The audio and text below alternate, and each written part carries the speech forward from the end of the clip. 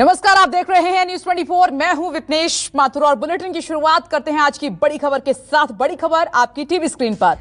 Election commission आज शाम 5 राज्यों की चुनावी तारीखों का ऐलान कर सकता है। चुनाव आयोग शाम 4:30 बजे प्रेस कॉन्फ्रेंस करने जा रहा है और माना जा रहा है कि आयोग आज ही बंगाल, केरल, तमिलनाडु, असम और पुडुचेरी में विधानसभा चुनावों की तारीखों का ऐलान कर सकता है। पश्चिम बंगाल पर सबकी नजर है। विधानसभा की 294 सीटें हैं। पिछली बार टीएमसी को 211, बीजेपी को 3 सीटें मिली थी और कार्यकाल 30 मई को विधानसभा का खत्म हो रहा है। वहीं असम की बात करें तो असम में ये 5 तस्वीरें इस वक्त आपकी टीवी स्क्रीन पर। असम में विधानसभा की 126 सीटें हैं। बहुमत के लिए 64 सीटें यहां पर चाहिए। बीजेपी की अगुवाई वाली एनडीए की सरकार है। केरल में विधानसभा की 140 सीटें हैं और यहां पिनराई विजयन की अगुवाई वाली लेफ्ट डेमोक्रेटिक फ्रंट की सरकार है। 1 जून को विधानसभा का कार्यकाल खत्म हो रहा है।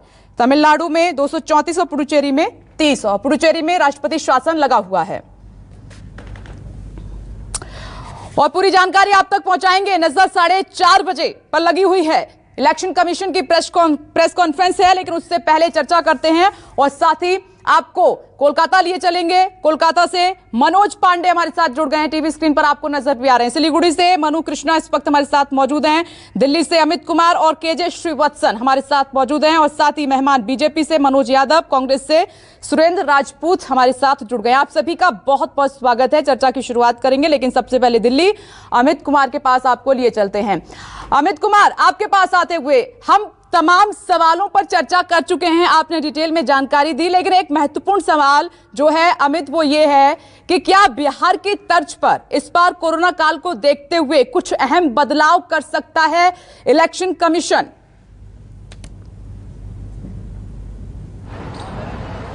देखिए, मुझे लगता है कि जो बड़े बदलाव होने थे वो हो चुके हैं। जो बिहार फॉर्मेट पे ही चुनाव होगा, जहां पर क्योंकि सबसे बड़ी चीज थी कि जो मतदान केंद्र थे उन्हें लगभग दुगुना कर दिया गया था। जहां पर करीब 1600-1800 हुआ करता था, तो वहां पर 1000 कर दिया गया था, ताकि 1000 से ज्यादा कोई भी मतदान केंद्र ना हो।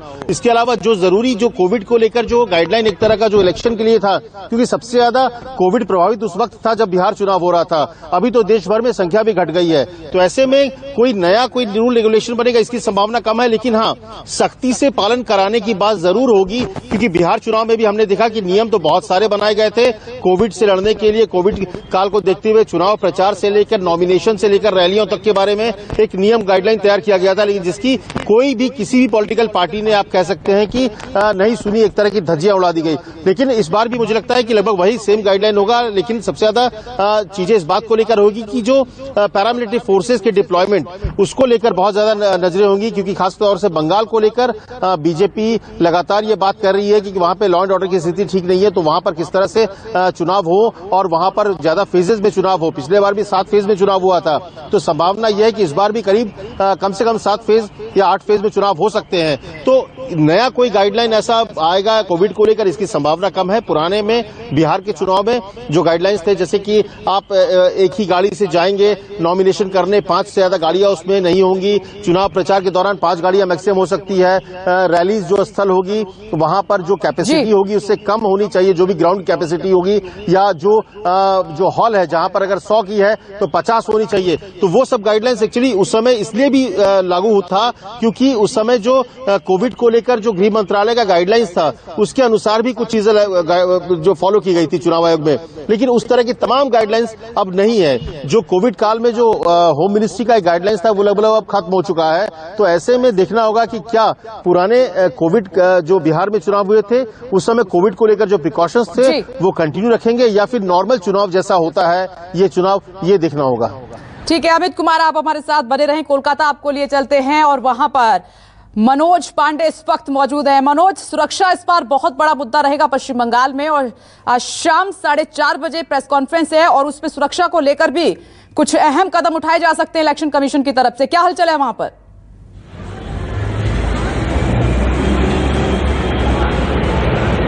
जी देखिए, जिस तरह से पश्चिम बंगाल के आप देखें कि जो चुनावी सियासी सरगर्मियां काफी तेज में है, और आपको बता दें कि पश्चिम बंगाल में देखें कि सबसे ज्यादा जो चुनाव को लेकर हिंसा हो रहा है यहीं पे साफ तौर पे देखा जा रहा है। अभी आपको बता दें कि 2-3 दिन पहले यहाँ करीबन जो 25 बटालियन सीआरपीएफ के जवान दुर्गापुर में पहुंच चुके हैं और बंगाल के सभी जगहों पे उनको भेजा जा रहा है। कहीं न कहीं चुनावी जो यहाँ पे तारीखों का आज 4:30 बजे यदि ऐलान होता है उसके बाद पश्चिम बंगाल के सभी जगहों पे, क्योंकि देखिए गृह मंत्री अमित शाह जब भी यहाँ आए थे तो उन्होंने साफ तौर पे कहा था कि पश्चिम बंगाल के इस बार जो भी चुनाव होंगे कहीं न कहीं हिंसा मुक्त होगा।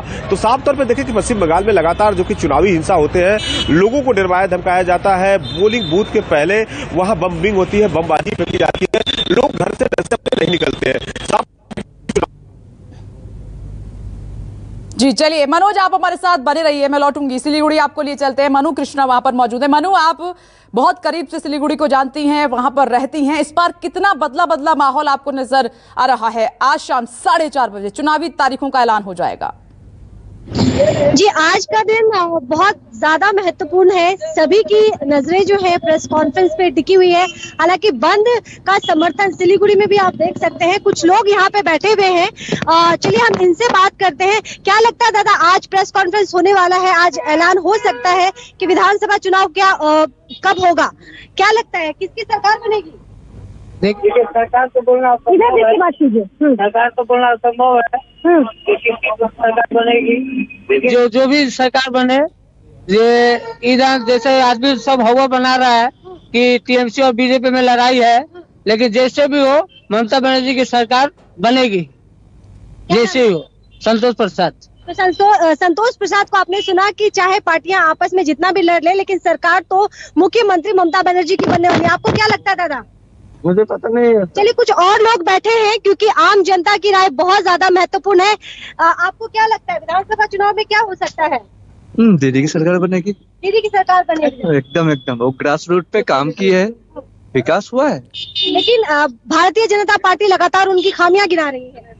खामियां तो गिना गए, राजनीतिक पार्टी है, दोनों ही एक दूसरे को निकालेगा, मगर दीदी काम की है। रोड फटाफट दीदी के 3 काम बता दीजिए अब जो आपको सबसे अच्छा लगा, क्योंकि इलेक्शन के टाइम में तमाम चीजें मिल रही है। स्वास्थ्य अभी कुछ दिन पहले बना है स्वास्थ्य साथी कार्ड, वो तो कार्ड बना, इससे भी स्वास्थ्य पे काम हुआ है। अच्छा, रास्ता अच्छा है। अच्छा, इलेक्ट्रिक 24 घंटा मिलता है। अच्छा, पढ़ाई भी ठीक है। ठीक है। क्या नाम है आपका? विजय कुमार मिश्रा। आपको क्या लगता है दादा? दीदी की सरकार बनेगी। तो देखिए यहाँ पे लोग जो है दीदी की सरकार को ही समर्थन कर रहे हैं। बहरहाल ममता बनर्जी को समर्थन करते हुए सिलीगुड़ी में लोग आपको नजर आ रहे हैं। मनु कृष्णा वहां से तस्वीर भी दिखा रही थी। मैं लौटूंगी। मनु कृष्णा, आप हमारे साथ बने रहिए। और केजे श्रीवत्सन भी इस वक्त हमारे साथ मौजूद है। केजे श्रीवत्सन, आप केरल की बात करूं, तमिलनाडु की बात करूं, पुडुचेरी की बात करूं, तो आप यहाँ की राजनीति को बहुत करीब से समझते हैं। 4:30 बजे तस्वीर आज साफ हो सकती है तारीखों को लेकर। इस बार माहौल क्या है? कौन आगे है, कौन पीछे है?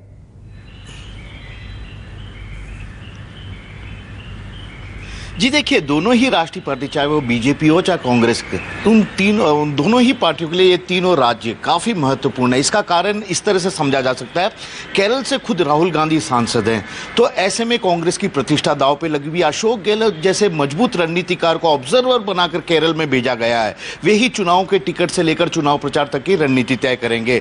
तो काफ़ी गंभीरता से केरल की 140 विधानसभा चुनाव को कांग्रेस ले रही है। बीजेपी भी इस बार वहां पर जिस तरह से नगर निगम के चुनाव हुए, लोकल बॉडी के चुनाव हुए थे, उसमें काफी अच्छा प्रदर्शन किया था। तो बीजेपी को भी उम्मीद है कि इस बार वहां अच्छा खासा उसकी संख्या इजाफा होगा। जहां तक तमिलनाडु की बात है, जयललिता और करुणानिधि के बाद, उनके निधन के बाद होने वाला यह पहला विधानसभा चुनाव है।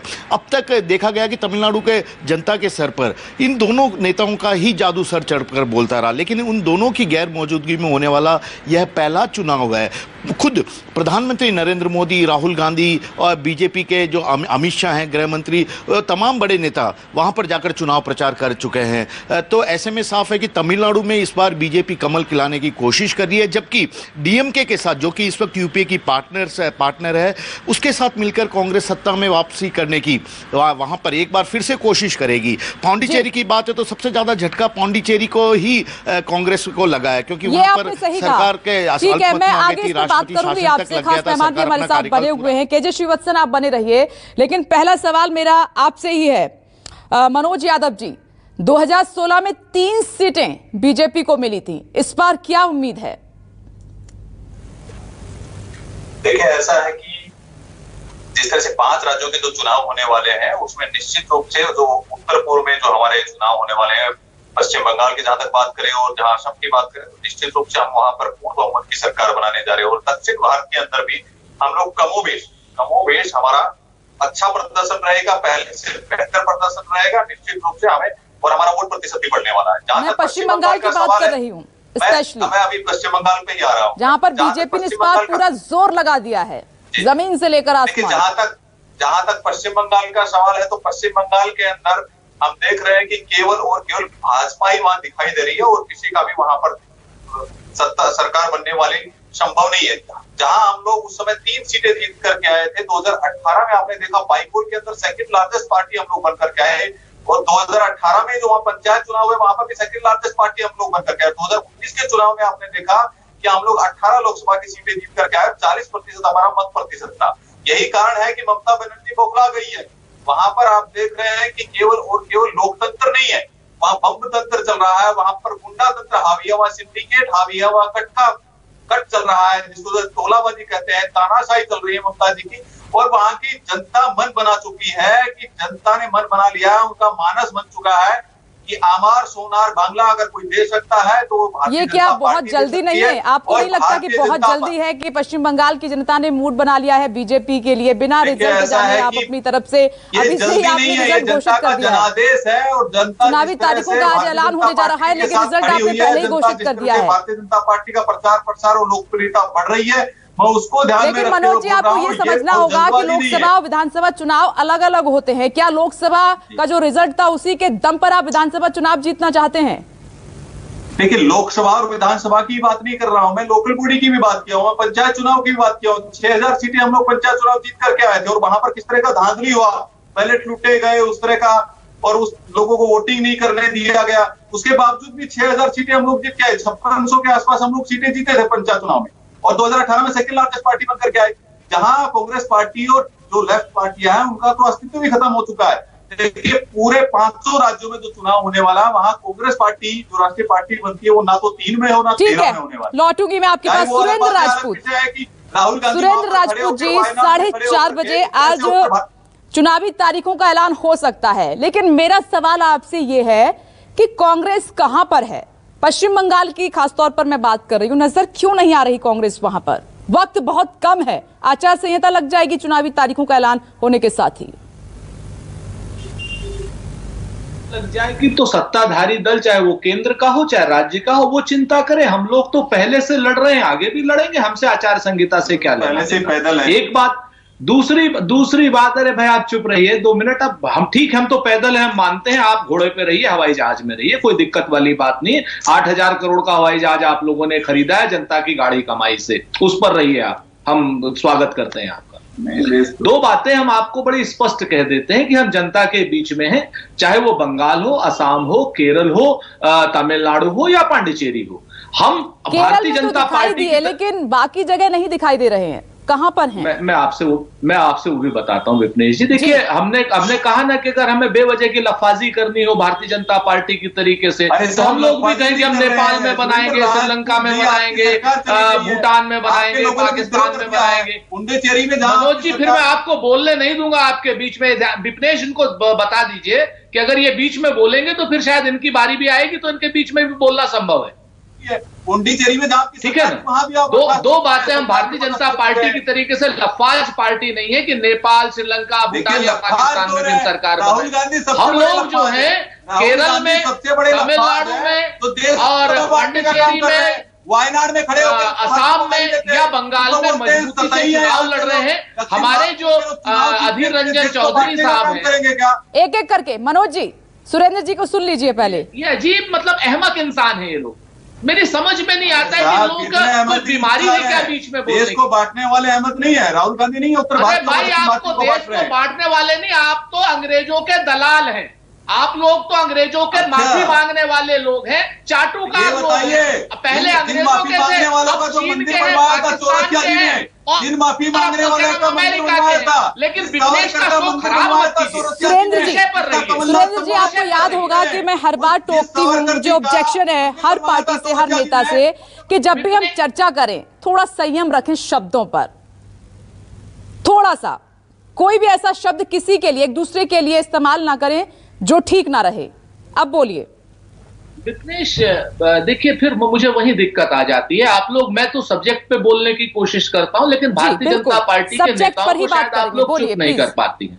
और जब सब्जेक्ट पर बात वो लोग नहीं करते तब आप लोग उनको टोकते नहीं है। जब हम जवाब प्रत्युत्तर देने लगते हैं तब आपको याद आता है कि हाँ सब्जेक्ट। सुरेंद्र जी, ईमानदारी से किसकी सरकार बन रही है बंगाल में, क्या हालात आपको नजर आ रहे हैं? डेट में बेरोजगारी पर, किसान के मुद्दों पर, आरक्षण पर, जिस तरीके से भारतीय जनता पार्टी ने पूरे देश को सेल पे लगा दिया, सारी सरकारी कंपनियों को निजी कहा। अब तो प्रधानमंत्री जी ने स्वयं कहा कि सरकार का काम, सरकार क्या नाम, हम किसी कंपनी को नहीं चलाएंगे, हम तो सब कुछ निजी हाथों में दे देंगे। आज की डेट में अगली बार अगर ये लोग चुन के आए तो ये लोग ये कह देंगे हम सरकार को भी प्राइवेट लिमिटेड कंपनी कर देंगे और हम दो और हमारे दो की ही सरकार चलेगी और कुछ नहीं चलेगा। तो आज चाहे वो आरक्षण समर्थक लोग हों, चाहे किसान हो, चाहे क्या नाम मजदूर हो, और चाहे बेरोजगार हो, हर वर्ग में एक सोशल अनरेस्ट है। और उस सोशल अनरेस्ट का नहीं, इसमें बीजेपी का ये कहना है सुरेंद्र जी कि आपने देखा कि लोकसभा इलेक्शन में 22 सीटें जीतते थे बीजेपी को 18 पर पहुंच गए। उसी को ध्यान में रखते हुए इस पर पूरी जोर आजमाइश बीजेपी ने लगाई है चुनाव जीतने के लिए। मैं लौटूंगी, लेकिन यहाँ पर एक सवाल मेरा मनोज आपसे ये है कि लगातार दीदी मोर्चा खोले हुए आपके खिलाफ हर मोर्चे पर मात देने की कोशिश कर रही है। क्या लग रहा है इतना आसान होगा दीदी के किले में सेंध लगाना? मनोज जी, मैं बता, क्या मैं सुन नहीं पाया आपका? मनोज जी ठीक है, ये सवाल मैं दोहराऊंगी, लेकिन अमित कुमार के पास एक बार मुझे जाना होगा। अमित, आपके पास आते हुए, जैसा कि आपने पहले भी अमित मुझे बताया कि क्या पिछली बार 6 चरणों में चुनाव हुए थे, वोट डाले गए थे, इस बार क्या चरण बढ़ सकते हैं? कितने फेजेस में इलेक्शन इस बार बंगाल में हो सकता है? अमित, एक बार फिर से सवाल मेरा आपसे देना पड़ेगा विघ्नेश।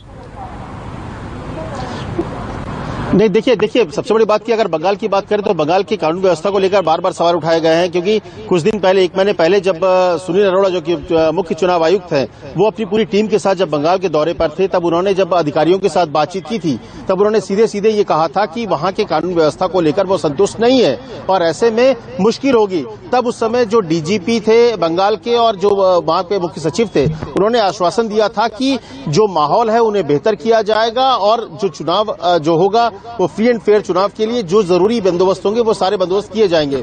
लेकिन मुझे लगता है कि वहां के पूरे व्यवस्था को लेकर, क्योंकि लगातार वहां पे हिंसा जिस तरह से हो रही है, राजनीतिक हिंसा बार बार देखा गया, जेपी नड्डा के काफिले पर हमला हुआ, इसके बाद ऐसे में बहुत बड़ी चुनौती होगी, क्योंकि कहीं ना कहीं ये डर भी जो टीएमसी कार्यकर्ताओं में है, ये हिंसा की एक बड़ी वजह है। क्योंकि अगर आपको याद हो तो पिछले चुनाव में इस तरह की हिंसा नहीं हुई थी, लेकिन इस बार हिंसा की वजह बड़ी मानी जा रही है, क्योंकि बीजेपी एक बड़े कंटेंडर के तौर पर सामने खड़ी है और इसीलिए लगभग हर जगह पर आपको इस बार कोई टीएमसी या लेफ्ट या टीएमसी या कांग्रेस के कार्यकर्ताओं में लड़ाई नहीं दिख रही है।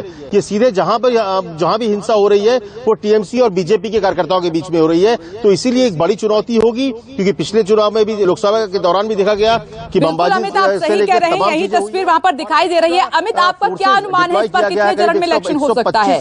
कुछ आप इस पर बता सकें? देखिए, मुझे लगता है कि मिनिमम 7 फेज में तो जरूर होगा। 7 फेज में से हो सकता है कि एक फेज बढ़ भी जाए, 8 फेज हो जाए, लेकिन 7 फेज में चुनाव होंगे, जैसा कि अनुमान जो तमाम जो अधिकारी भी गए थे उससे मुझे लगता है कि करीब 7 फेज में चुनाव होने चाहिए।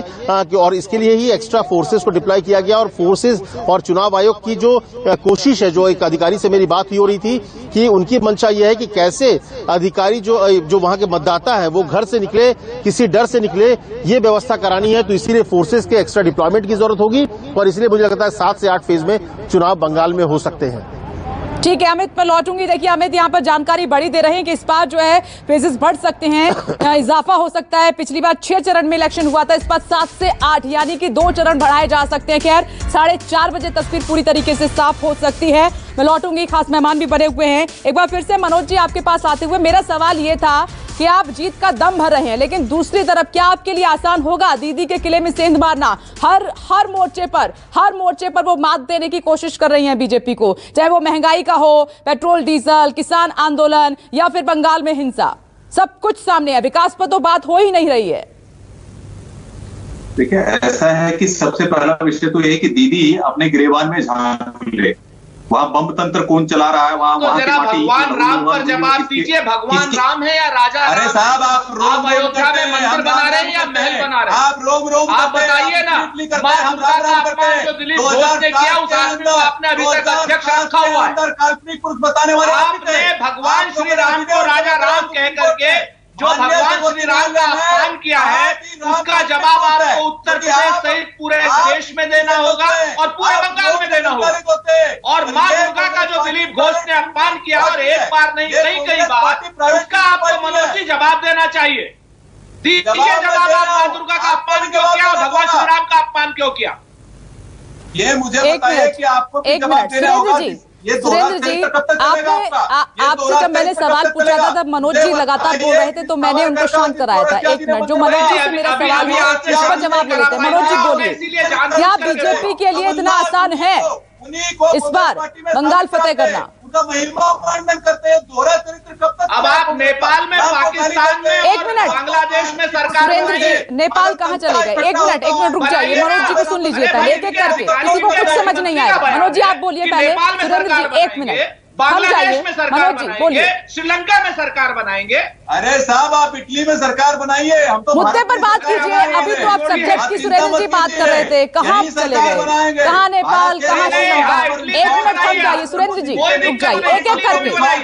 मनोज जी आप बोलिए पहले, अपनी बात कंप्लीट कीजिए। इटली में जाके सरकार बना ले अपने माइक, अपने नाना के घर में, कोई दिक्कत नहीं, यहाँ पर सरकार नहीं बनेगी और जनता का जनादेश है हमारे साथ में। आपका सुपड़ा साफ हो चुका है और राहुल भगवान श्री राम का अपमान करने वाले और मां दुर्गा का अपमान करने वालों को मां दुर्गा भी श्राप देगी और भगवान श्री राम भी श्राप देगी। जहाँ जहाँ पैर पड़े भगवान श्री राम का श्राप और वहाँ केरल में जाकर के देश को बांटने का काम कर रहे हैं। उत्तर भारतीयों को गाली देते हैं कि वो सतही लोग हैं। केरल में केवल जीत के लिए देश को बांटते हैं क्या? केवल जानकारी नहीं, आपको अंग्रेजी बोलनी नहीं आती राहुल गांधी काम करेंगे। मनोज जी, सुरेंद्र जी, बंगाल पर बात कर रहे हैं क्या? बंगाल पर बात कर रहे हैं? बार चिल्लाते हैं ना। सुरेंद्र जी एक मिनट, सुरेंद्र जी एक मिनट। मनोज जी, मेरा सवाल आपसे ये है कि क्या इस बार हिंसा के सहारे ही चुनाव जीता जाएगा बंगाल में? क्योंकि हिंसा ही नजर आई है, एक दूसरे पर हमले ही नजर आए हैं, विकास की बात नहीं हुई है। ऐसा है कि हिंसा कौन कर रहा है वहां पर? 125 से ज्यादा कार्यकर्ता बीजेपी के मारे गए। आपको पता होगा हमारे राष्ट्रीय अध्यक्ष के ऊपर हमला हुआ है। सारे कार्यकर्ताओं की हत्या भारतीय जनता पार्टी के नेताओं ने कराई और नशाखोर लोगों ने कराई और बच्चा चोर लोगों ने कराई। 3 में है ना 13 में, कांग्रेस पार्टी ना 3 में है ना 13 में है। आप वायनाड से देश को बांटने का प्रयास कीजिए, चाहे कुछ भी कीजिए, कुछ होने वाला है नहीं। आप IQ लेकर के राहुल गांधी का बैठेंगे, सुरेंद्र राजपूत की तो बड़ी दिक्कत होगी। कम से कम मुझे उम्मीद थी कि आप पढ़े लिखे व्यक्ति है, समझदार व्यक्ति है। अरे भाई, बंगाल का जवाब दीजिए, मां दुर्गा का श्राप आपको लगेगा या नहीं? मनोज जी, ये क्या बात हुई? आप कैसे शब्दों का इस्तेमाल कर रहे हैं? 3 में ना 13 में, ये क्या बात हुई? मैंने शुरुआत में ही कहा कि थोड़ा शब्दों पर संयम रखिए आप लोग। ये क्या बात हुई? मां दुर्गा का वहाँ अपमान होता है। आप पढ़े लिखे नेता हैं, थोड़ा मुद्दे पर बात कीजिए। जो मैंने सवाल पूछा उसका जवाब दीजिए ना मनोज जी। जो मैंने सवाल पूछा उसका जवाब दीजिए। जी मैं जवाब देता हूँ। देखिए, ऐसा है कि चुनाव आयोग अपना काम करेगा और हिंसा फैलाने का काम जो गुंडा तंत्र है उस पर निश्चित रूप से कोई ना कोई अंकुश लगाया जाएगा। चुनाव आयोग जो आचार संहिता लगने के बाद में मुझे लगता है कि यहाँ पर शांति होगी और हम लोग भी बार चुनाव आयोग से अपील किए हैं, शिकायत दर्ज किए हैं कि वहां पर एक शांतिपूर्ण माहौल के अंदर चुनाव कराया जाए। और चुनाव में जिस तरह की उससे पहले जो अड़चने आ रही हैं, जो गुंडा तंत्र वहां हावी है, जो सिंडिकेट हावी है, जो बम तंत्र वहां हावी है, वो केवल और केवल ममता दीदी की बौखलाहट दिखाई दे रही है। उनको पता है कि उनका सुपड़ा साफ होने वाला है, भारतीय जनता पार्टी वहां पर सरकार बनाने वाली है। यही कारण है कि इस तरह की चीजें वहां पर दिन प्रतिदिन बढ़ती रही है। हमारे राष्ट्रीय अध्यक्ष के ऊपर हमला हुआ, हमारे गृह मंत्री के ऊपर हमला हुआ, हमारे 125 से ज्यादा कार्यकर्ताओं की निर्मम हत्या कर दी गई। ये तो टीएमसी के मंत्री पर भी हमला हुआ, टीएमसी के कार्यकर्ताओं पर भी हमला हुआ, वो कौन करा रहा है? देखिए एक बात बताएं हम आपको, ये आप मौतों की संख्या देख लीजिए, सबसे ज्यादा मौतें किसकी हुई है और किन कार्यकर्ताओं की हुई है, किन कार्यकर्ताओं की हुई है। और वहां पर लॉ एंड ऑर्डर किसके हाथ में है? लॉ एंड ऑर्डर ममता दीदी के हाथ में है। तो नहीं, क्या इस बार फिर वही बात हो गई ना मनोज जी, क्या हिंसा पर ही इस बार बंगाल फतेह किया जाएगा? देखिए क्या बीजेपी भटक गई है? जो कैंपेन बीजेपी का रहता है, हर बार आपने विकास की बात की है, लेकिन बंगाल में कुछ और ही नजर आ रहा है। सुरेंद्र राजपूत जी, मैं लौटूंगी, मनोज जी सुनिएगा आप जरूर। सुरेंद्र जी केवल और केवल अब बोलिए। सुरेंद्र जी अपनी बात रखिए। मनोज जी मैं लौटूंगी, आपको पूरा वक्त दिया गया है। सुरेंद्र जी आप अपनी बात रखिए। हम तीन बातें बहुत स्पष्ट कहते हैं विपनेश जी। पहली चीज तो जिस तरीके से बंगाल के भाजपा अध्यक्ष ने भगवान श्री राम का और मां दुर्गा का अपमान किया है, बंगाल की जनता उस अपमान का बदला लेगी और पूरी तरीके से लेगी। जिस तरीके से प्रधानमंत्री श्री नरेंद्र मोदी जी बेरोजगारी की बात बंगाल में कर रहे हैं और जिस तरीके से पूरे देश में उन्होंने बेरोजगारी की दर बढ़ा दी है, तो निश्चित तौर पर उनको इसका भी जवाब देना होगा। किसानों पर जिस तरीके से अत्याचार इन लोगों ने किए हैं उसका भी जवाब देना होगा। इनको जवाब 125 भारतीय जनता पार्टी के कार्यकर्ताओं की जो हत्या भारतीय जनता पार्टी के लोगों ने कराई है उस पर भी जवाब देना होगा। और इनके नशाखोर लोग जो बंगाल में चेहरा है, जो भगवान जो इस वक्त पायल। सुरेंद्र जी क्या आपको भी यही लग रहा है कि बंगाल में इस बार जो विकास की बात है वो बहुत पीछे छूट गई है? भारतीय जनता पार्टी का वहां पर चेहरा है, जो विकास एजेंडा हुआ करता था वो बहुत पीछे छूट गया है। क्या आपको भी यही लग रहा है? सबसे बड़े नशेड़ी तो राहुल गांधी है। नहीं देखिए मनोज जी, सुरेंद्र जी, ये मैंने आपत्ति शुरुआत में दर्ज कराई थी कि शब्दों पर आप संयम रखिए, हमारे नेताओं को गाली देंगे, शब्दों पर संयम रखिए। अरे राहुल गांधी नहीं है, तुम्हारा नरेंद्र मोदी है नशाखोर, अमित शाह है नहीं। मनोज जी, सुरेंद्र जी, यहाँ पर मैं पुरजोर तरीके से आपत्ति दर्ज कराती हूँ कि न्यूज 24 पर ऐसे शब्दों के लिए कहीं पर भी जगह नहीं है। आप इस मर्यादा में रहिए। शब्दों की एक मर्यादा होती है, किसी भी नेता के लिए आप किसी भी शब्द का इस्तेमाल नहीं कर सकते। वक्त की कमी है। आप सभी का बहुत बहुत शुक्रिया। आज की बड़ी खबर यही है कि आज शाम 4:30 बजे 5 राज्यों की विधानसभा चुनाव की तारीखों का ऐलान हो सकता है। रहेगी हमारी नजर। एक छोटा सा ब्रेक, फौरन लौट रहे हैं, देखते रहिए न्यूज 24।